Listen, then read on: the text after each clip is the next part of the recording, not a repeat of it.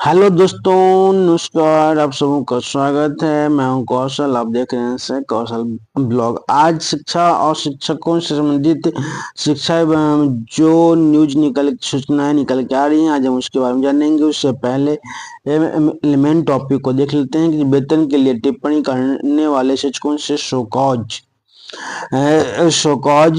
अगला खबर है कि बिहार विद्यालय परीक्षा समिति को मिला 3 अंतर्राष्ट्रीय मानक करण संगठन का प्रमाण पत्र। फिर है शिक्षकों की होगी प्रोन्नति, मिलेगी देश सुविधाएं। अगला है बीएड अभ्यर्थी भी टीजीटी पीजीटी पदों के लिए पात्र। शिक्षकों की हाजिरी में पकड़ी गई जालसाजी। इस सरकारी स्कूलों की छुट्टियों में आंशिक संशोधन। चौथे चरण की शिक्षक की नियुक्ति को 17 जिलों ने सौंपी रिक्तियां। 17 जिलों ने सौंपी रिक्तियां। हिंदुस्तान ओलंपियाड में 45 से ज्यादा विद्यालयों के छात्र छात्रा होंगे शामिल। हर गांव से 40 किलोमीटर की दूरी पर 4 लेन होगा। नितिन नवीन। रेलवे में 22,000 पदों पर बहाली जल्द। संपत्ति का ब्यौरा देने से चुके तो कार्रवाई होगी। अगला है बिहार में विरोध के बीच एसआईआर ने देश में राह आसान की। पोर्टल 1.5 साल से बंद, नैक की ग्रेडिंग प्रक्रिया ठप। साहित्य से प्रतियोगी परीक्षा तक की किताबों के लिए उमड़ी भीड़। अब खबरें विस्तार से। उससे पहले आप जान लीजिए मेरा परिचय। मैं हूं कौशल, आप देख रहे हैं कौशल ब्लॉग। और आपसे एक रिक्वेस्ट है कि आप मेरा वीडियो यदि फेसबुक पर पहली बार देख रहे हैं तो फॉलो कर लीजिएगा, और यदि यूट्यूब पर देख रहे हैं तो सब्सक्राइब कर लीजिएगा। चलिए, वेतन के लिए टिप्पणी करने वाले शिक्षकों से शोकॉज हुआ है वेतन के लिए निगरानी से नहीं, निगरानी से मिलिए प्रधान शिक्षक पद पर योगदान देने के बाद से ही वेतन नहीं मिल रहा। ना जाने विभाग कब सुध लेगा। ऐसी बातें सोशल मीडिया के ग्रुप पर चैटिंग करना शिक्षकों के लिए परेशानी का सबब बन गया। सोशल मीडिया पर बनाए गए समूह में असंतोष जताने की कीमत शिक्षकों को चुकानी पड़ रही है। ग्रुप पर साथियों संग की गई चर्चा के लिए उनसे शिक्षा विभाग उनसे स्पष्टीकरण मांग रहा है। ऐसे 5 मामले सिर्फ पटना जिला में हैं। इस कार्रवाई के बाद शिक्षकों के बीच भय और अनिश्चितता का माहौल है। एक तरफ वेतन में अनियमितता जैसी गंभीर समस्या है, तो दूसरी तरफ उस पर चर्चा करने पर अनुशासनात्मक कार्रवाई का खतरा कड़ा मंडरा रहा है। इससे शिक्षकों की एकजुटता और आपसी विश्वास भी प्रभावित हो रहा है। अगला है कि बिहार विद्यालय परीक्षा समिति को मिला 3 अंतर्राष्ट्रीय मानकीकरण संगठन का प्रमाण पत्र। जी, गुणवत्ता सूचना और स्वच्छता प्रबंधन रिकॉर्ड प्रबंधन प्रणाली में उत्कृष्टता के लिए मिला है।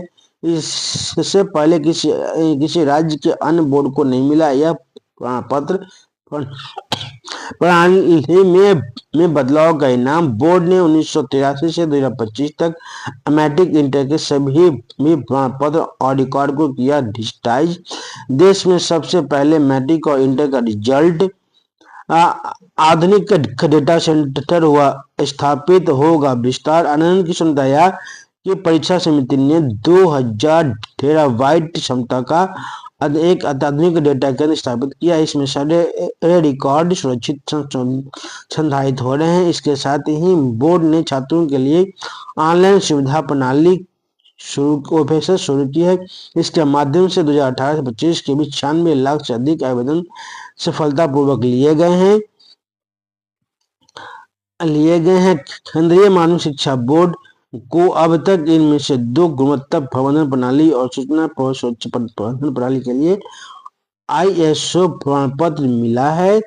बिहार बोर्ड के अध्यक्ष आनंद किशोर ने बताया कि बिहार विद्यालय परीक्षा समिति अधिनियम के तहत मैट्रिक और इंटर विविध परीक्षाओं के साथ साथ मैट्रिक इंटर के विद्यालयों की मान्यता प्रदान करने की व्यवस्था और प्रक्रिया को विश्वसनीय बनाने के लिए और पिछले कुछ वर्षों में IT सॉफ्टवेयर और प्रौद्योगिकी के व्यापक उपयोग से परीक्षा प्रणाली में बड़ा बदलाव किया, जो पूरी प्रक्रिया पारदर्शी और छात्र हित में बनाई गई है।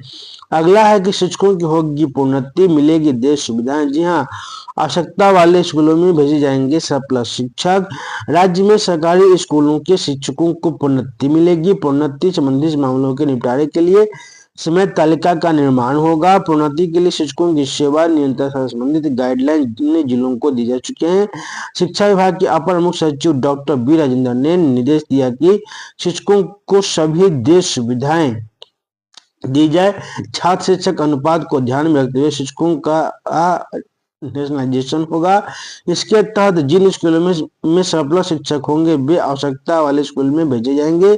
यह कार्य हर जिले में जिला अधिकारी की अध्यक्षता वाली कमेटी करेगी। ये निर्देश अपर मुख्य सचिव द्वारा पिछले दिनों शिक्षा मंत्री की अध्यक्षता में हुई समीक्षा बैठक में दिए गए उसकी कार्यवाही के मुताबिक सभी वैसे विशेष शिक्षकों को जिन्हें वेतन संरक्षण का लाभ दिया गया उन्हें योगदान की तिथि से बकाया का भुगतान होगा। समीक्षा के क्रम में पाया गया कि 18 जिलों में विशेष शिक्षकों को दिए गए वेतन निर्धारण संरक्षण के आधार पर उन्हें बकाया का भुगतान कर दिया गया है। अगला है कि ये बीएड अभ्यर्थी भी टीजीटी पीजीटी पदों के लिए पात्र होंगे। दिल्ली उच्च न्यायालय ने सुना फैसला, सरकार डीएसएसपी की याचिका खारिज की। दिल्ली उच्च न्यायालय ने शिक्षक भर्ती से जुड़े अहम फैसले में स्पष्ट किया कि बीएड स्पेशल डिग्री धारक उम्मीदवारों को टीजीटी पीजीटी के पदों के लिए अयोग्य नहीं ठहराया जा सकता बशर्ते भर्ती विज्ञापन में इस योग्यता को बाहर न किया गया हो। न्यायमूर्ति नवीन चावला एवं न्यायमूर्ति सौरभ बनर्जी की पीठ ने दिल्ली सरकार और दिल्ली अधीनस्थ सेवा आजीवन बोर्ड आदि की याचिकाओं को खारिज करते हुए केंद्रीय प्रशासनिक न्यायीकरण के आदेशों को बरकरार रखा। याचिका में कैट के उन आदेशों को चुनौती दी गई जिनमें बीएड स्पेशल की डिग्री उम्मीदवारों को टीजीटी पीजीटी के पदों के लिए पात्र नहीं माना गया था। अगला है कि शिक्षकों की हाजिरी में पकड़ी गई जालसाजी, बिना स्कूल गए ही दर्ज हो रही उपस्थिति, जिला शिक्षा पदाधिकारियों को जांच के आदेश।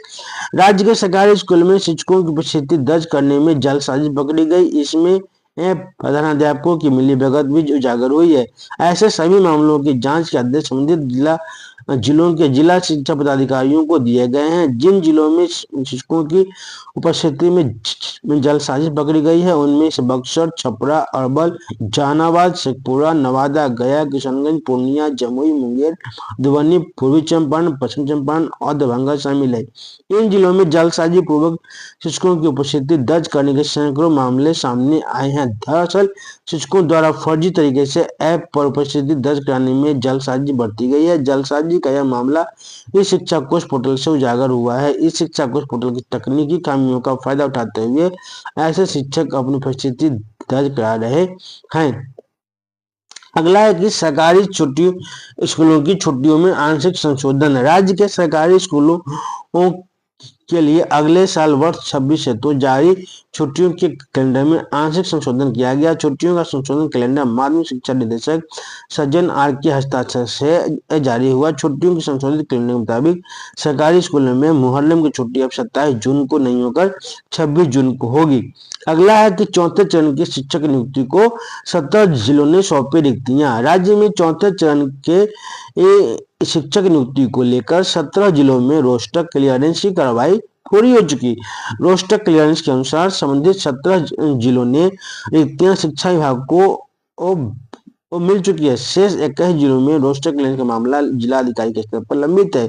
इसके मद्देनजर संबंधित जिलों के जिलाधिकारी शिक्षा पदाधिकारी को निर्देश दिया गया कि जिलाधिकारी के साथ समन्वय स्थापित कर तय समय सीमा के अंदर रोस्टर क्लियरेंस की कार्रवाई पूरी की जाए। आपको याद दिला दो कि माध्यमिक शिक्षक पात्रता परीक्षा का परीक्षाफल जारी होने के बाद चौथे चरण की शिक्षक नियुक्ति की प्रक्रिया शुरू होनी है।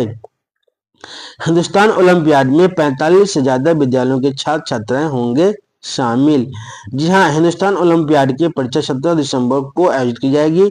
बच्चे मॉडल प्रश्न पत्रों के अभ्यास के माध्यम से अपनी तैयारी को मजबूती प्रदान कर रहे हैं।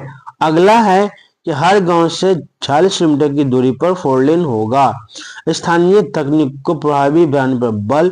पथ निर्माण मंत्री नितिन नवीन ने कहा कि हर गांव से 40 किलोमीटर की दूरी पर 4 लेन होंगे ताकि किसी भी ग्रामीण क्षेत्र से लोग कम से कम समय में सहजता से किसी शहर तक पहुंच सके। राज्य सरकार सूबे के किसी हिस्से से 4 घंटे में राजधानी पटना पहुंचने का लक्ष्य लेकर चल रही है और इसका रोड मैप तैयार किया जा रहा है। इसके लिए इंफ्रास्ट्रक्चर विकास पर तेजी से काम हो रहा है। 5 नए एक्सप्रेसवे के निर्माण पर बिहार में काम हो रहा है। मंत्री ने कहा कि 20वीं सदी की तकनीक से 21वीं सदी का बुनियादी ढांचा नहीं बना सकते। सूबे के किसी हिस्से में पहुंचने के 4 घंटे के लक्ष्य पर किया जा रहा है काम। अगला है कि रेलवे में 22,000 पदों पर बहाली जल्द होने वाली है। रेलवे की प्रतियोगिता परीक्षाओं की तैयारी करने वाले लाखों युवाओं के लिए नौकरी पाने का सुनहरा मौका है। रेलवे मंत्रालय ने काफी दिनों के बाद लेवल 1 की रिक्तियां बड़ी संख्या में निकालने की मंजूरी प्रदान कर दी है। रेल मंत्रालय ने 11 अलग अलग श्रेणियों में कुल 22,000 लेवल 1 पदों पर नियुक्तियों की अनुमति प्रदान की है। रेलवे बोर्ड ने इसकी आधिकारिक अधिसूचना भी जारी कर दी है। भर्ती में पूर्व मध्य रेलवे में 993, दक्षिण पूर्व मध्य रेलवे में 1199 पद आवंटित किए गए हैं। आरआरबी महंदूर के चेयरमैन संजय कुमार ने बताया कि पद सृजित कर लिए गए हैं। इसी वर्ष की वैकेंसी है तो उम्मीद है दिसंबर के अंत या जनवरी के पहले सप्ताह में आवेदन की प्रक्रिया शुरू हो जाएगी। आदेश के अनुसार सभी जोन और प्रोडक्शन यूनिट से लेवल 1 के रिक्त पदों की मांग ह्यूमन रिसोर्स मैनेजमेंट सिस्टम से ली गई थी। वर्ष 2025 के सेंट्रलाइज एम्प्लॉयमेंट नोटिफिकेशन के तहत इन 22,000 पदों पर भर्ती की प्रक्रिया शुरू होगी। इसमें SC, ST, OBC और दिव्यांग कोटे के लिए आरक्षण का पूरा प्रावधान रखा गया है। अगला है कि संपत्ति का ब्यौरा देने से चूके तो कार्रवाई होगी। 31 दिसंबर की संपत्ति का ब्यौरा बन सकता है EOU जांच का आधार। 15 फरवरी तक तय फॉर्मेट में नहीं की संपत्ति की घोषणा तो रुकेगा वेतन। बिहार सरकार कर्मचारियों की ओर से संपत्ति का ब्यौरा नहीं देने पर उनके खिलाफ कार्रवाई की जाएगी। उनके ओर से घोषित की गई संपत्ति के अलावा छिपाए जाने वाले संपत्तियों पर भी सरकारी एजेंसियों की नजर रहेगी। सरकारी जांच एजेंसियों की नजर अब हर कर्मचारी की ओर से उनकी संपत्ति के बढ़े या स्वघोषित दावे तक ही सीमित नहीं रहेगी। संपत्ति के मूल्यांकन को हम बताने या किसी संपत्ति को नहीं दिखाने की शर्त पर जांच एजेंसियां उस कर्मचारी या अधिकारी को रडार पर ले सकती है। ऐसी स्थिति में अधिकारियों और कर्मचारियों की ओर से 31 दिसंबर तक की संपत्ति का ब्यौरा दिया गया ब्यौरा EOU की जांच का आधार भी बन सकता है। सामान्य प्रशासन विभाग ने अधिकारियों और कर्मचारियों की संपत्ति को लेकर जांच एजेंसियों की तैयारी के अलावा सख्त रूप अपना लिया है। बिहार में विरोध के बीच SIR ने देश में राह आसान की। 69 लाख के नाम मतदाता सूची से काटे, 21 लाख के जोड़े गए। बिहार सहित पूरे देश के सियासी हलकों में इस वर्ष SIR का मुद्दा छाया रहा। चुनाव आयोग ने बिहार में मतदाता सूची विशेष पुनरीक्षण का काम शुरू किया। यहाँ काफी बवाल मचा। सत्ता पक्ष ने जहां इसका समर्थन किया, वहीं विपक्षी दलों ने पूरे राज्य में इसके खिलाफ यात्रा भी निकाली। बावजूद चुनाव आयोग ने इसे पूरा किया। राज्य में SIR की सफलता ने चुनाव आयोग को एक नई राह दिखाई। यहाँ परिणाम से उत्साहित आयोग अब पूरे देश में SIR के कार्यान्वयन में जुट गया है। 12 राज्यों में यह चल भी रहा है। बिहार मॉडल को देश में एक नजीर के तौर पर पेश किया गया। अगला है कि होटल 1.5 साल से बंद, NAC ग्रेडिंग की प्रक्रिया ठप। विश्वविद्यालय अनुदान आयोग का NAC मूल्यांकन पोर्टल पिछले 1.5 वर्ष से बंद रहने के कारण देश भर के विश्वविद्यालयों और कॉलेजों की ग्रेडिंग प्रक्रिया पूरी तरह ठप हो गई है। उन शिक्षा संस्थानों के लिए यह स्थिति गंभीर चुनौती बन गई है, क्योंकि नई मान्यता प्राप्त करने के साथ साथ दूसरे चक्र के मूल्यांकन के लिए आवेदन करने वाले कई विश्वविद्यालय और कॉलेज लंबे समय से प्रतीक्षा में हैं। UGC की पोर्टल के नहीं खुलने से संस्थान और औपचारिक रूप से ऑनलाइन आवेदन जमा नहीं कर पा रहे हैं। इसका असर सीधे उन कॉलेजों पर पड़ रहा है जिन्हें निर्धारित समय सीमा के भीतर NAC की ग्रेडिंग पूरी करने का निर्देश दिया गया था। इसी दौरान राज्य सरकारों ने भी NAC रहित कॉलेजों पर सख्ती शुरू कर दी। कई राज्यों विशेषकर बिहार में बिना नैक ग्रेडिंग वाले संस्थानों को स्टूडेंट क्रेडिट कार्ड योजना और अन्य अकादमिक लाभ देने से रोकने के निर्देश दिए गए हैं। इससे इससे कॉलेज प्रबंधन पर नैक मूल्यांकन की प्रक्रिया शीघ्र पूरी करने का दबाव और बढ़ गया है। सूत्रों के अनुसार यूजीसी की ओर से गठित पिछली नैक टीम पर अनियमितताओं और प्रक्रियागत आरोप लगे थे। इसी विवाद के बाद नैक पोर्टल को अस्थायी रूप से बंद कर दिया गया। इसके बाद से नई मूल्यांकन प्रणाली पर काम चल रहा है ताकि प्रक्रिया अधिक पारदर्शी और सुदृढ़ और संस्थानों की वास्तविक गुणवत्ता के अनुरूप हो सके। अगला है कि साहित्य से प्रतियोगी परीक्षा तक की किताबों के लिए उमड़ी भीड़, युवा से लेकर बुजुर्ग साहित्य प्रेमियों की उपस्थिति से गांधी मैदान हुआ गुलजार। बलराज साहनी पर आधारित पुस्तक का लोकार्पण हुआ। पटना खोया हुआ शहर नामक स्वादानुसार की खूब मांग। संवाद सत्र में समाज के लिए पत्रकारिता का मंच से दिया गया संदेश। नई पुस्तक के लोकार्पण का चलता रहा सिलसिला। तो चलिए आज का जो मुख्य समाचार था इस प्रकार था। आप लोगों को समाचार अच्छा लगा हो तो लाइक कीजिएगा, कमेंट कीजिएगा, अधिक से अधिक शेयर कीजिएगा हमारा वीडियो। आप फेसबुक पर देख रहे हैं तो पहली बार तो फॉलो कर लीजिएगा, और यदि यूट्यूब पर पहली बार देख रहे हैं तो सब्सक्राइब कर लीजिएगा। और मैं हूं कौशल, आप देख रहे थे कौशल ब्लॉग। आप लोगों के लिए इसी तरह का शिक्षक और शिक्षा से संबंधित जो कंटेंट होता है मैं चलाते रहता हूँ। आप सब लोग मेरे चैनल पर, मेरे पेज पर बने रहिएगा। बहुत बहुत धन्यवाद।